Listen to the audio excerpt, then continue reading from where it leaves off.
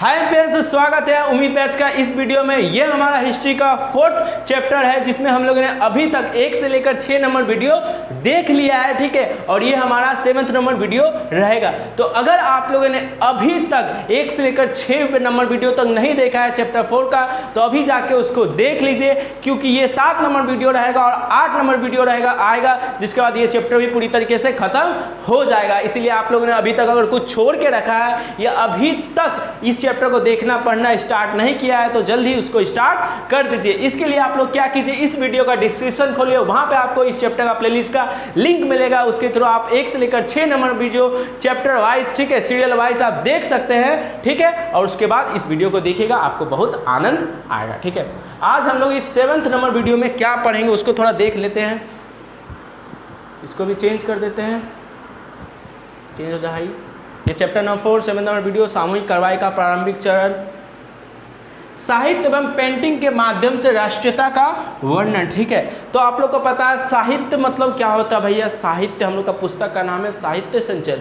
तो हिंदी में जितने भी आपका लेखक मैंने जितने भी लेख लिखे जाते हैं, मतलब चाहे वो कहानी हो, चाहे वो निबंध हो, चाहे वो एकांकी हो, चाहे वो कविता हो, ठीक है, इन सारी चीज़ों को जो हिंदी में लिखे जाते हैं उन सबको हम मिला के क्या बोलेंगे, साहित्य, ठीक है। और पेंटिंग, तो उस समय हुआ क्या था, आपका विभिन्न प्रकार के साहित्य मतलब उपन्यास लेख लिखे गए थे या ऐसी कुछ पेंटिंग यानी चित्र बनाए गए थे जिसको देखकर लोगों के मन में राष्ट्रीयता की भावना उत्पन्न होती थी। तो उन्हीं सब चीज़ों के बारे में पढ़ना है। ये सारे साहित्य और पेंटिंग इसीलिए बनाए गए थे उस समय तक, ठीक है।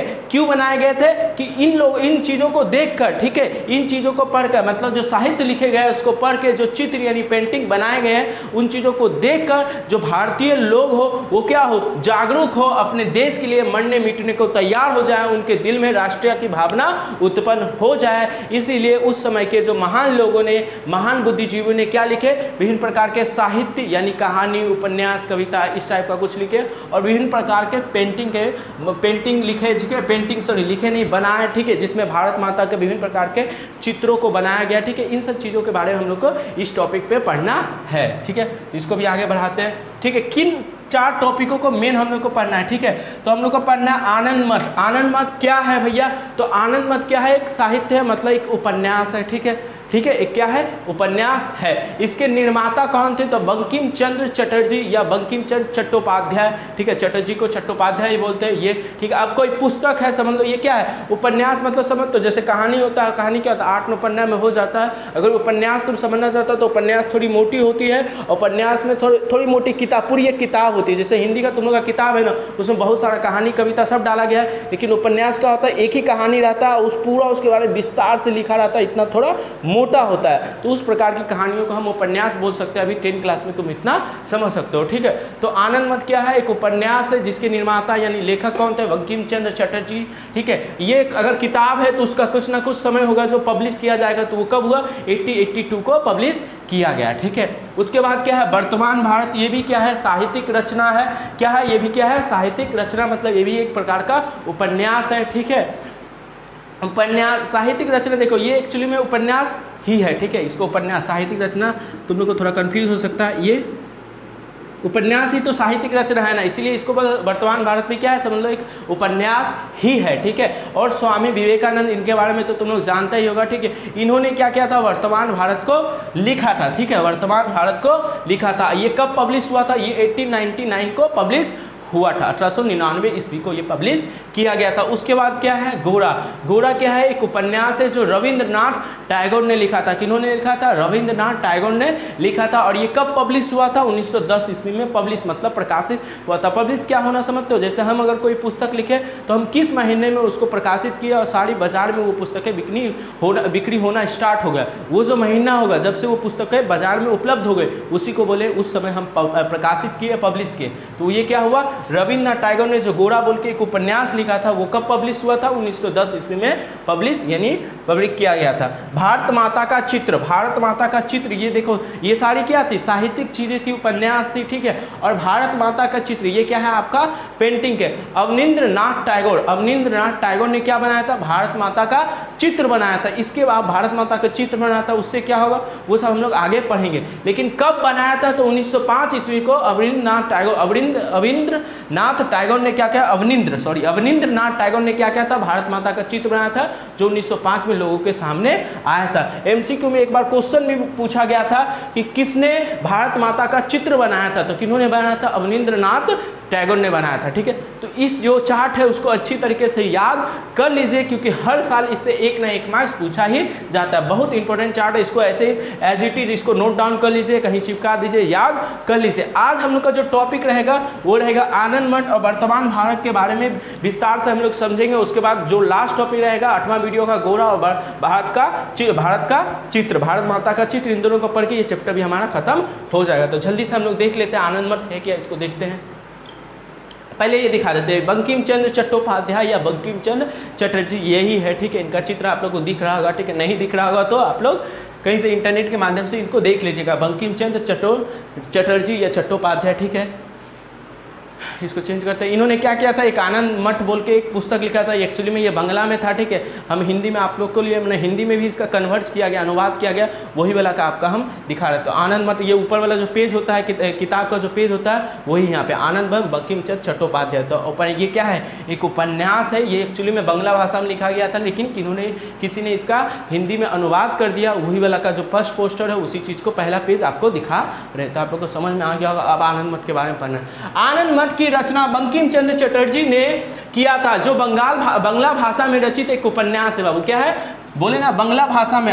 जो बंकिम चंद्र चटर्जी थे वो क्या थे, बंगाली थे, तो उनको कौन सी भाषा आती थी, बंगला माने, और अन्य भाषा भी आती थी, लेकिन उन्होंने किस भाषा में लिखी थी, जो उपन्यास है आनंद मठ उसको किस भाषा में लिखी थी, बंगला भाषा में ही लिखी थी, जिसका प्रथम प्रकाशन 1882 ईस्वी में हुआ था। जैसा आप लोग को पता है 18वीं शताब्दी में हमारा देश ब्रिटिश सेना के अधीन था। 18वीं शताब्दी मतलब 1800 से लेके, माने ये आप लोग को तो पता है, पहले ही चैप्टर में हम पढ़ाए थे, यहाँ से लेकर इसके मध्य का जो समय उसी को क्या बोलेंगे, 18वीं शताब्दी बोलेंगे। तो ये आप लोग को पता ही होगा। ठीक है, 18वीं शताब्दी में हमारा देश ब्रिटिश सेना के अधीन था, ये तो सबको पता है। उसी समय बंगाल में 1770 ईस्वी में अकाल छा गया। बंगाल में क्या हो गया था, बंगाल यानी हम लोग का जो अभी बंगाल समझते हो ना। ठीक है, बंगाल मतलब अभी जो पश्चिम बंगाल है, पश्चिम बंगाल के साथ विभिन्न प्रकार और कोई जगह था। ठीक है, पश्चिम बंगाल के साथ और कई स्थान थे जिनको मिला के बंगाल बोला जाता है। ठीक है, तो ही बंगाल मतलब भी समझ लो पश्चिम बंगाल जैसा। ठीक है, तो ये बंगाल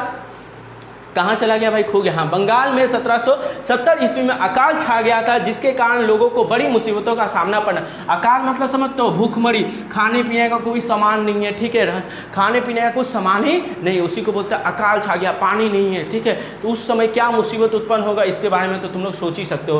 अंग्रेजों ने उस समय सन्यासियों पर कर लगा दिया गया था। ये तो आप लोग पढ़े थे 3rd चैप्टर में, हम आप लोग को सन्यासी फकरी विद्रोह पढ़ाए थे। ठीक है, तो उसी घटना का यहाँ जिक्र कर रहे हैं। ठीक है, तो उस समय अकाल छा गया था, फिर सन्यासियों पे कर लगा दिया गया था, सन्यासी फकीर विद्रोह उसी के कारण हुआ था, उसी चीज़ को यहाँ पे हम जिक्र कर रहे हैं। उस समय सन्यासियों पर कर लगा दिया गया था, जिससे उनके तीर्थ स्थल जाने पर रोक लग गई थी, जिसे असंतुष्ट होकर सन्यासियों ने विद्रोह कर दिया। इसी विद्रोह से प्रभावित होकर बंकिम चंद्र चटर्जी ने अपनी उपन्यास आनंद मठ की रचना की, जिसे एकदम ठीक है आनंद मठ की रचना की। ठीक है, हुआ क्या था, जब 1774 में जब आपका सन्यासी विद्रोह हुआ था, तो उस घटना को देखकर, ठीक है, उस समय तो ये 1882 में, उस समय ये जन्मे भी नहीं थे, लेकिन उस घटना के बारे में सोच कर, उस घटना के बारे में पढ़ के क्या क्या मुसीबत आई होगी, उसी घटना पे आधारित इन्होंने अपने समय में क्या किया, एक पुस्तक, एक उपन्यास की रचना की। इसका मतलब ये नहीं कि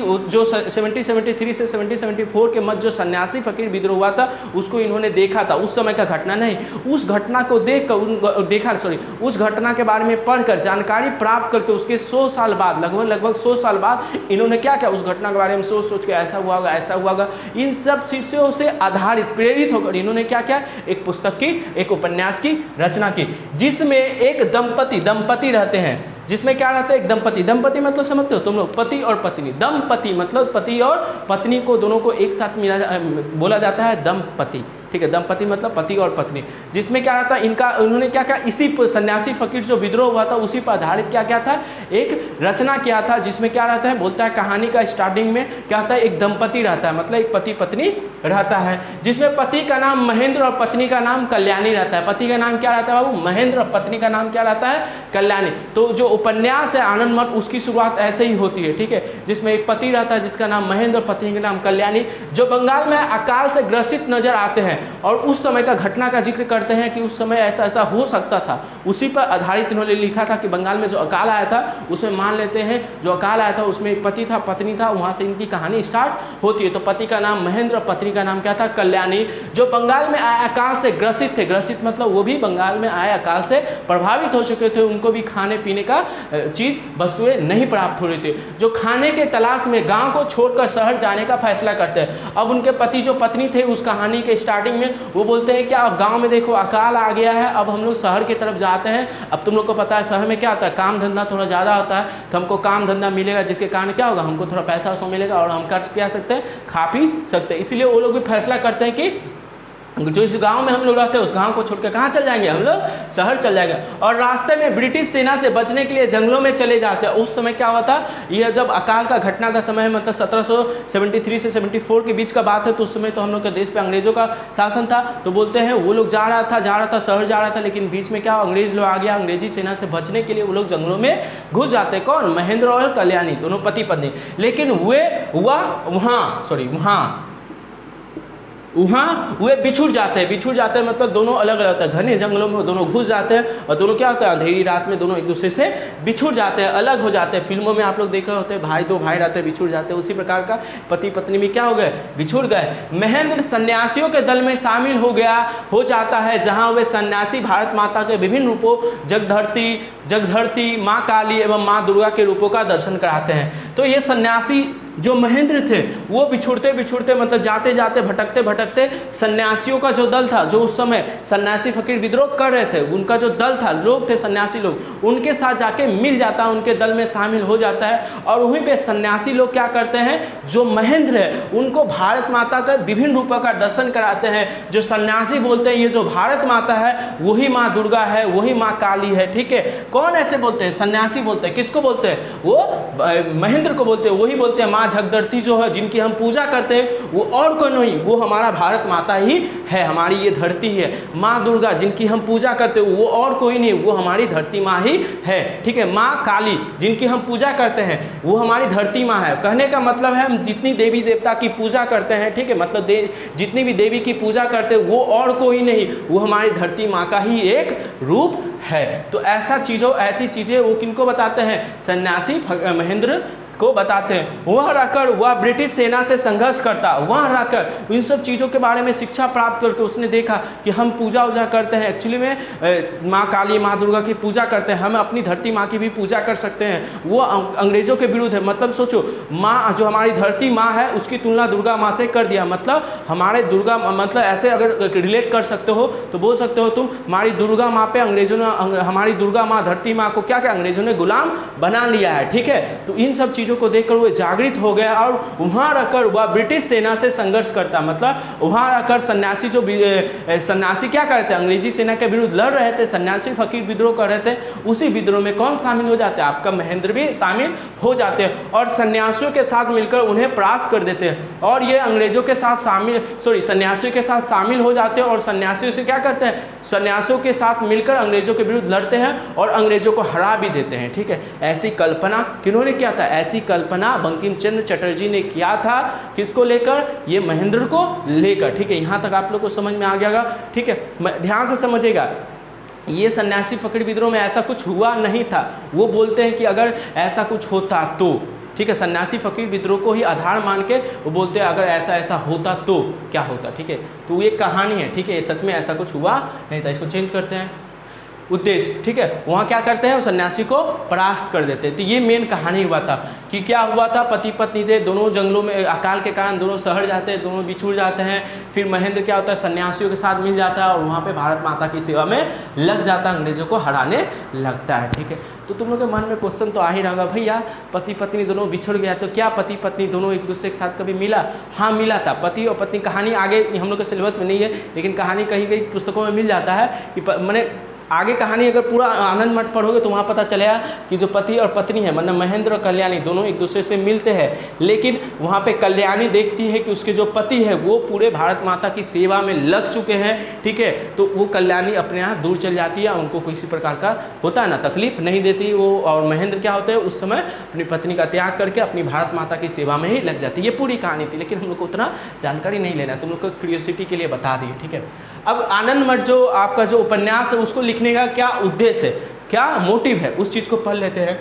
तो बंकिम चंद्र चटर्जी ने यह कल्पना किया, बोले ना यह कल्पना किया, ये सच में हुआ नहीं था, ये कल्पना किया कि जिस प्रकार साधारण सन्यासी अंग्रेजी सिपाहियों को हरा कर सकते हैं, उसी प्रकार सारे भारतीय अगर मिल जाए तो अंग्रेजों को भारत से भगाया जा सकता है। भारतीयों को प्रोत्साहित करने के लिए ही बंकिम चंद्र चटर्जी ने यह उपन्यास लिखा था। उन्होंने देखा, कहानी में बता दिया कि अंग्रेज सन्यासी लोग मिलकर क्या करते हैं, आपके अंग्रेजों को हरा देते हैं। मतलब उस कहानी को पढ़कर, उस उपन्यास को पढ़कर हम भारतीयों के मन अगर हम पढ़ते तो हम क्या सोचते, देखो ये कहानी कितना अच्छा है, ठीक है, सन्यासी लोग कैसे हरा देता है, अगर हम लोग भी चाहे तो हम सब भारतीय मिलकर क्या कर सकते हैं, अंग्रेजों को हरा सकते हैं। तो ये जो कहानी, ये जो उपन्यास लिखा था बंकिम चंद्र चटर्जी ने, उसका मुख्य उद्देश्य क्या था कि भारतीय लोग इसको पढ़े और सोचे कि जब ये सन्यासी लोग इस कहानी में अंग्रेजों को भगा सकते हैं, हरा सकते हैं, तो हम क्यों नहीं, हम भी जागृत हो, इतने सारे भारतीय सब मिलकर सब क्या करेंगे, अंग्रेजों को भगाएंगे, ठीक है।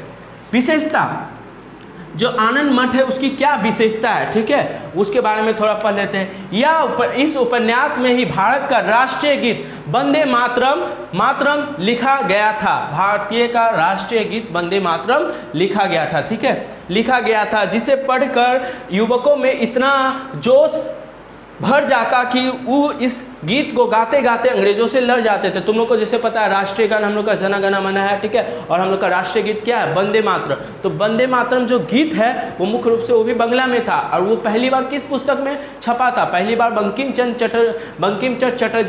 चटर्जी ने ही वो वंदे मातरम गीत को रचा था। इस बात को भी याद रखना है, इसी में पूछ सकता है, ठीक है। और वो पहली बार किस पुस्तक में प्रकाशित हुई थी, किस कहानी में प्रकाशित हुई थी, तो आनंद मठ में ही प्रकाशित हुई थी। तो बोल सकता है भारत का राष्ट्रीय गीत किस उपन्यास से लिया गया, तो आनंद मठ से लिया गया। भारत का राष्ट्रीय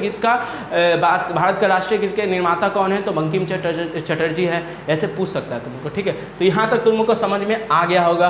और ये इतना अच्छा था वंदे मातरम की उस समय के जो युवक थे इस गीत को पढ़ते पढ़ते अंग्रेजों के खिलाफ लड़ जाते थे, अपने माथे पे कफन बांध के, ऐसे समझ लो कफन बांध के अंग्रेजों के सामने आ जाते थे, उनकी गोली के सामने, उनके बारूदों के सामने आ जाते थे, छाती चौड़ा करके अपनी भारत माता के लिए, ठीक है। ये गीत उस समय इतना प्रेरणादायक थी, ठीक है, प्रोत्साहित करने वाली थी। तो यहाँ आनंद मठ के बारे में हम लोग को संपूर्ण जानकारी मिल चुकी है, ठीक है, उपन्यास है, ठीक है। अब हम लोग पढ़ते हैं, हम लोग का जो दूसरा टॉपिक है क्या है, वर्तमान भारत। क्या है, वर्तमान भारत।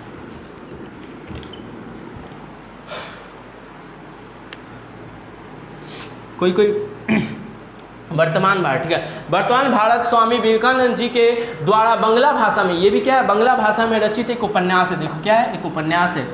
यह रचना मार्च 1899 ईस्वी में उद्बोधन, ठीक है, एक्चुअली में उद्बोधन ऐसे लिखा जाता है, बोधन, ठीक है, लेकिन हम लोग का जो फ्रंट है, ठीक है, जो कंप्यूटर है वो इस चीज़ को एक्सेप्ट नहीं करता, लेकिन आप लोग को हम सही लिखा दिए, यहाँ पे आधा दो होगा, हलंत लगेगा, ठीक है।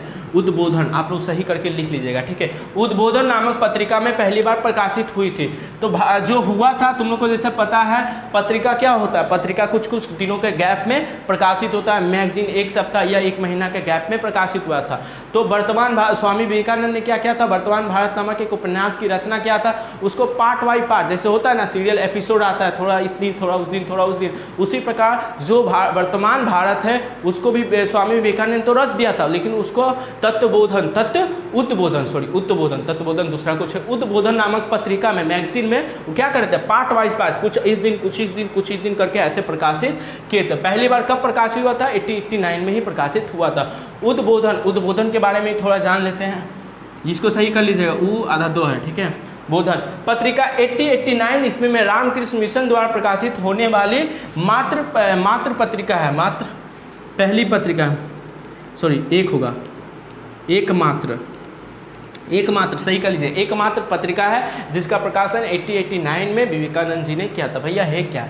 तो पहले क्या हुआ था, उद्बोधन नामक पत्रिका जो मैगजीन था उसको रामकृष्ण वर्तमान जो स्वामी विवेकानंद है उन्होंने क्या किया था, रामकृष्ण मिशन की स्थापना किया था। ये आप लोग को सेकेंड चैप्टर में पढ़ाए थे बाबू, ठीक है, तो तुम लोग को याद ही होगा, नहीं याद है तो सेकेंड चैप्टर देख लो, वहाँ पे मिल जाएगा।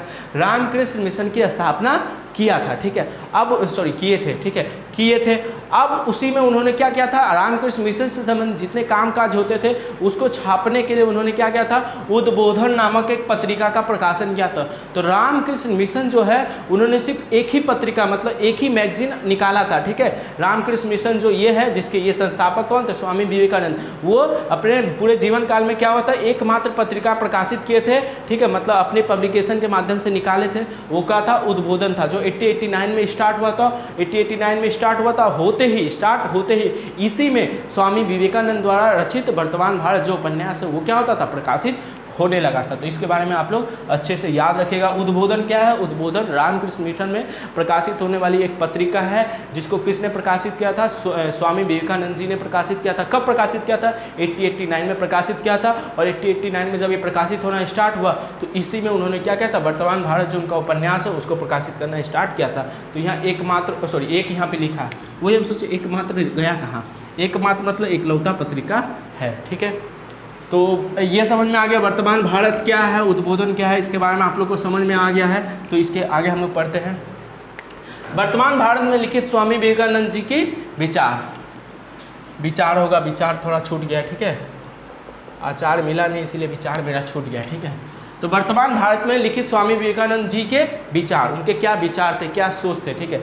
तो 1905 ईस्वी में वर्तमान भारत को एक पुस्तक के रूप में प्रकाशित किया गया। भैया ये क्या हुआ, देखो 1899 में क्या हुआ था, जो वर्तमान भारत है वो तो प्रकाशित होने लगा था, लेकिन वो सारा जो एपिसोड है एक ही साथ थोड़ी ना प्रकाशित हुआ था। एक पहला मैगजीन में प्रकाशित हुआ, फिर कुछ दिनों बाद थोड़ा, फिर कुछ दिनों बाद, ऐसे करके थोड़ा करके वो जो मैगजीन है उसमें जो वर्तमान भारत है वो जो उनका उपन्यास है, ठीक है, लेख है, वो प्रकाशित हो रहा था। लेकिन पूरा एक जगह इकट्ठा एक पुस्तक के रूप में कब प्रकाशित हुआ, तो पूरा जो एक जगह इकट्ठा 1905 ईस्वी में एक पुस्तक के रूप में प्रकाशित किया गया। तो भैया अगर पूछेगा आपसे कि भैया वर्तमान भारत कब प्रकाशित हुआ, तो लिखना वर्तमान भारत उद्बोधन पत्रिका में आपका प्रकाशित हुआ पहली बार, जब भी 1899 में प्रकाशित हुआ। एक पुस्तक के रूप में वर्तमान भारत को कब प्रकाशित किया गया, तो 1905 ईस्वी में प्रकाशित किया गया। ज़्यादा कंफ्यूज होने का जरूरत नहीं है।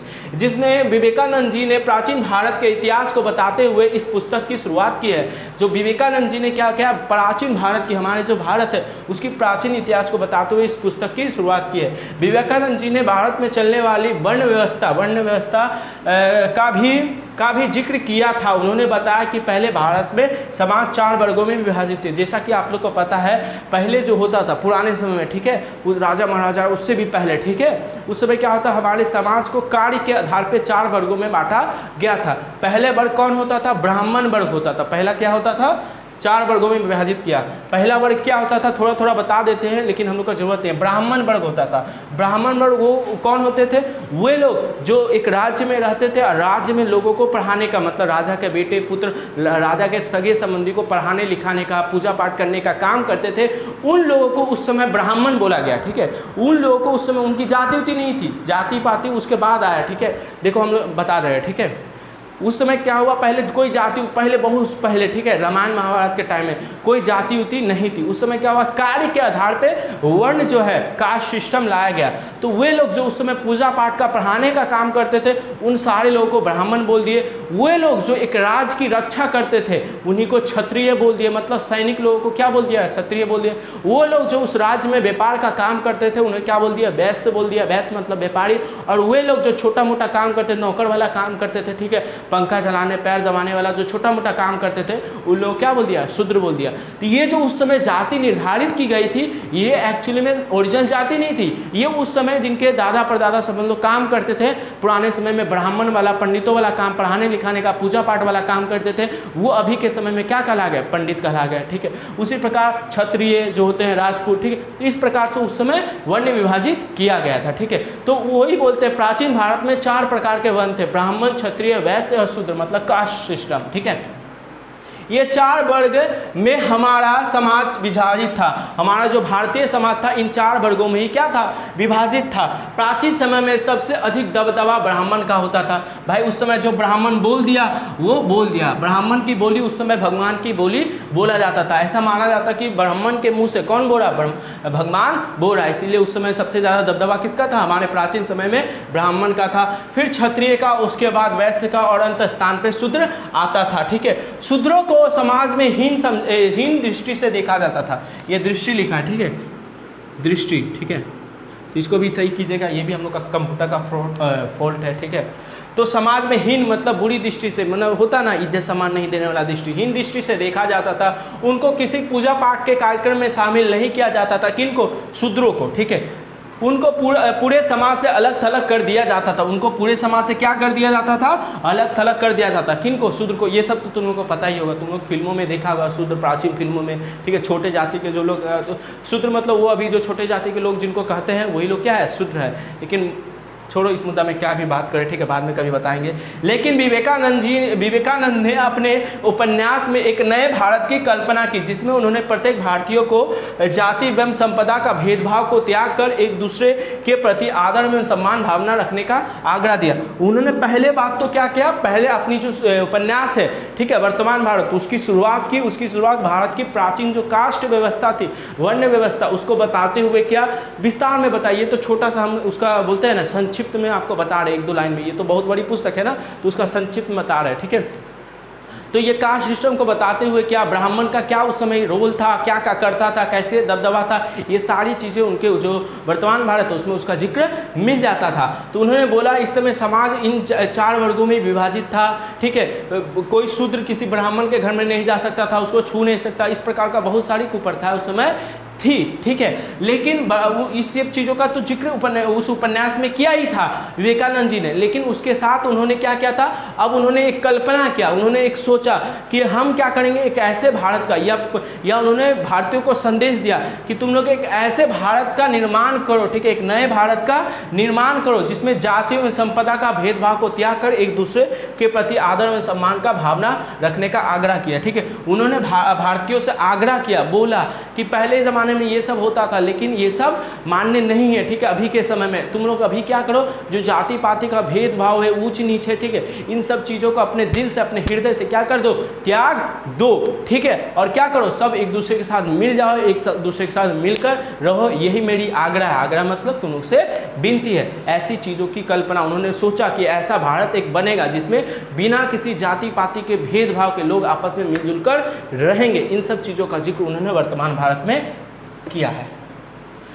भारतीय नारी के आदर्श सीता सावित्री को याद रखने को कहा। उन्होंने अपने जो उपन्यास है उसमें कहा कि भारतीय नारी के जो आदर्श है, मतलब हमारी जो सीता माता है, हमारी जो सावित्री है, ठीक है, ये जो हमारी भारतीय नारियां उस समय थी, पतिव्रता, ठीक है, उन सब चीज़ों का जो आदर्श है वो उन सब चीज़ों का जो आदर्श है वो क्या करें, यहाँ के जो भारतीय, अभी के समाज में जो भारतीय नारी है उन सब चीज़ों का आदर्शों को याद करें और देखें कि उस समय की नारियाँ कैसी थी और आज समय की नारियाँ कैसी। उस समय हुआ क्या था, वेस्टर्न कल्चर आ चुका था, तो अंग्रेजों का देश में कैसा कैसा कपड़ा पहना जाता, वो सारी चीज़ें यहाँ के जो भारतीय नारियाँ हैं उस तरीके से रहना पहनना सीख रही थी। तो उन्होंने बोला, ठीक है, गलत नहीं है, लेकिन उन्होंने बोला कि हमारी जो प्राचीनतम भारत है जिसमें माँ सीता, सावित्री, ठीक है, इन सब जैसी नारियों का जो व्यक्तित्व था, नारित्व था, ठीक है, उन सब चीज़ों को भी आप याद कीजिए और उन सब चीज़ों को भी अपने जीवन में ढालने की कोशिश कीजिए। इन सब चीज़ों का जिक्र वर्तमान भारत में मिलता है। भारत की मिट्टी को स्वर्ग की एवं भारत के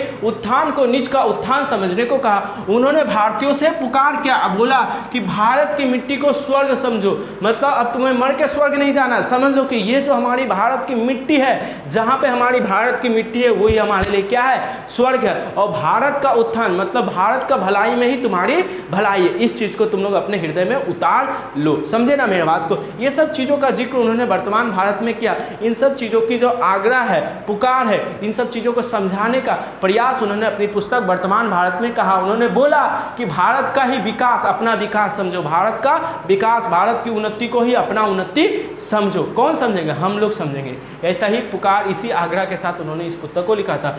पश्चिम की सभ्यता को श्रेष्ठ मान लेने की भूल ना करने की सलाह दी उन्होंने सलाह दी। उन्होंने उस समय क्या हुआ था, भारत में पश्चिमी सभ्यता मतलब वेस्टर्न कल्चर बहुत प्रचलित था, ठीक है। लोग क्या करते वेस्टर्न कल्चर को अपना रहे थे, ठीक है। तो उन्होंने बोला कि तुम आप वेस्टर्न कल्चर मतलब पश्चिमी सभ्यता मतलब अंग्रेजों का जो रहन सहन है उसको श्रेष्ठ मत मान लो और अपनी जो भारतीय संस्कृति है उसको भुला मत दो। ऐसा मत, अरे देखो ये लोग का रहने ढहने का जो तरीका है वो बहुत अच्छा है, ठीक है। ये लोग बहुत जानता है, बहुत कुछ वैज्ञानिक लोग हैं, साइंटिस्ट लोग हैं, ठीक है। ये लोग को बहुत ज़्यादा ज्ञान है और हम लोग का जो भारतीय संस्कृति वो बेकार है, ऐसा तुम लोग मत समझो, ठीक है। ऐसा तुम लोग मत समझो। ये जो सलाह किन्होंने दिया, ये सलाह विवेकानंद जी ने किसमें दिया, वर्तमान भारत के माध्यम से हम भारतवासियों को दिया। अभी के समय में या उस समय के भारतवासियों को दिया, जिस समय के भी भारतवासी पढ़े वो इस चीज़ को अपनी सलाह को उतारने की कोशिश किया। उन्होंने लिखा, उन्होंने क्या लिखा, अपनी वर्तमान भारत में लिखा, देखो क्या लिखा, हे भारत। हे भारत बोलने का मतलब क्या है, हे भारत बोलने का मतलब हम भारतीय, जो भारतवर्ष में जो लोग रहते हैं, चाहे वो स्त्री हो चाहे वो पुरुष हो, जो भी लोग रहते हैं उन्हीं को यहाँ पे हे भारत करके स्वामी विवेकानंद जी ने अपने वर्तमान भारत में संबोधित किया।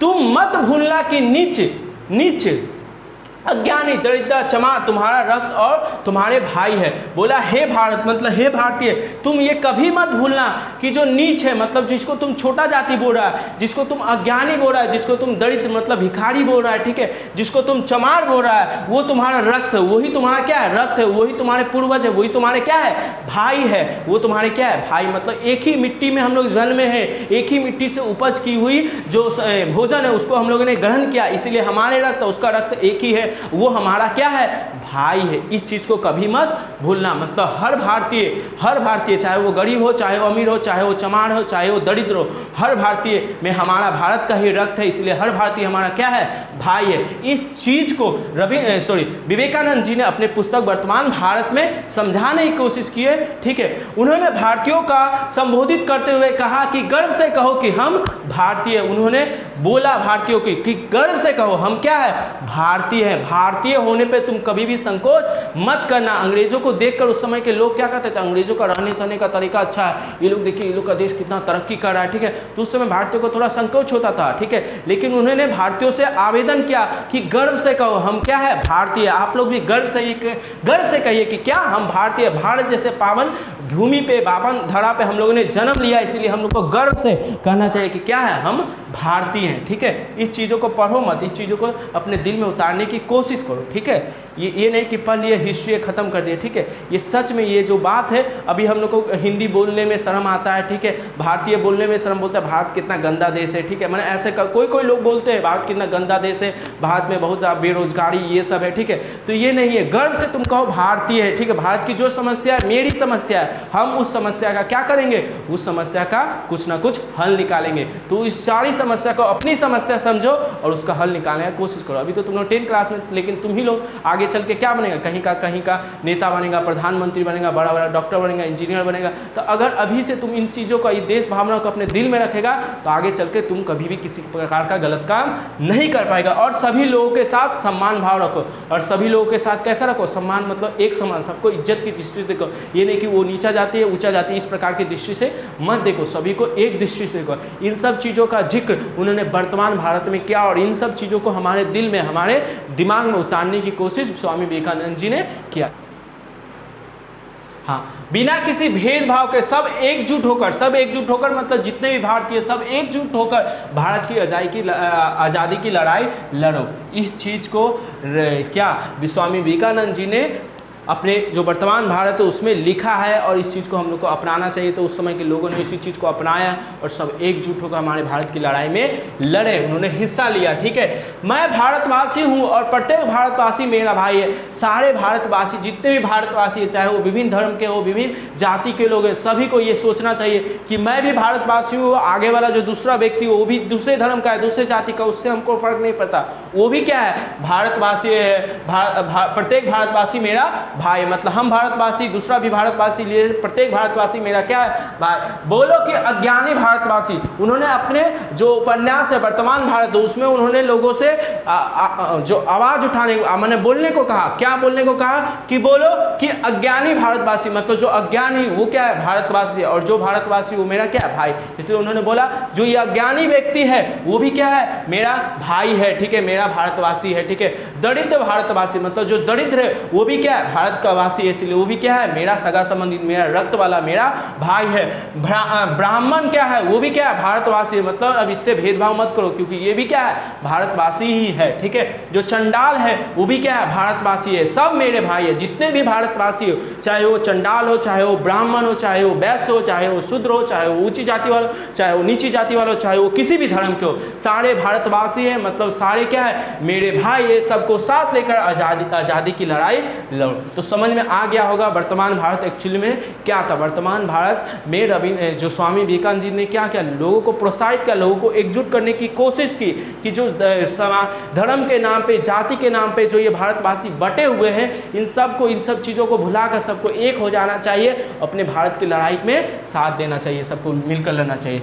तो स्वामी विवेकानंद जी ने किस उद्देश्य के साथ वर्तमान भारत की रचना किया, देखो उस उपन्यास को लिखने का मुख्य उद्देश्य भारतवासियों के मध्य जो भेदभाव था उसको समाप्त कर उनको एकजुट करके अंग्रेजों के विरुद्ध स्वतंत्रता की लड़ाई लड़ने के लिए प्रोत्साहित करना था। जैसा कि आप लोग को हम बताए हैं कि सब जितने भी भेदभाव के कारण क्या होता है, देखो परिवार में होता है भेदभाव होता है तो क्या होता है, जब भेदभाव रहेगा तो दूसरा कोई आएगा हमको लूट के चल जाएगा, लेकिन परिवार में सब एकजुट रहेंगे तो कोई दूसरा जो आएगा उसको सब परिवार वाले मिलकर क्या होगा, भगा देंगे। उसी बात भारत को समझो एक परिवार है, और जितने भी जाति पाति धर्म के आधार पर जितने भी लोग बटे हुए हैं, सब क्या हो, अगर एकजुट हो जाए, मिल जाए, तो जितना भी अंग्रेज लोग हैं सबको हम क्या कर सकते हैं, भगा सकते हैं। इसीलिए उन्होंने बोला कि सारे भारतवासी भेदभाव को मिटा के सब एकजुट हो जाओ। एकजुट होने के लिए और अंग्रेजों से अपनी स्वतंत्रता की लड़ाई लड़ने के लिए उन्होंने क्या किया, वर्तमान भारत के माध्यम से प्रोत्साहित किया और पश्चिम की सभ्यता श्रेष्ठ न मानने की भी सलाह दी। और उन्होंने बोला कि जो आज के समय में लोग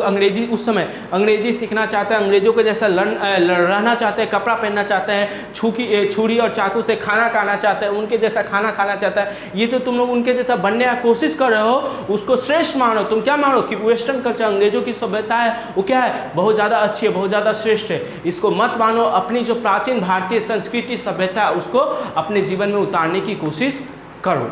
तो आई होप आप लोग को जो आनंद मठ है और जो वर्तमान भारत है उसको पूरी तरीके से अच्छे डिटेल में समझ में आ गया। एक एक लाइन को हम लोग अच्छी तरीके से समझाने की कोशिश किया है, ठीक है। ये बहुत इंपॉर्टेंट है ये दोनों टॉपिक, इसीलिए आप लोग इसको अच्छे से याद कीजिएगा, ठीक है। चार्ट जो दिए हैं उसको भी अच्छे से रिवाइज कीजिएगा, लिख लीजिएगा, इसको नोट बना लीजिएगा, और एक क्लास और आएगा, इस पर एक वीडियो और आएगा, फिर ये चैप्टर खत्म हो जाएगा, ठीक है। तो आज के लिए इतना ही, फिर मिलते हैं नेक्स्ट वीडियो में, बाय।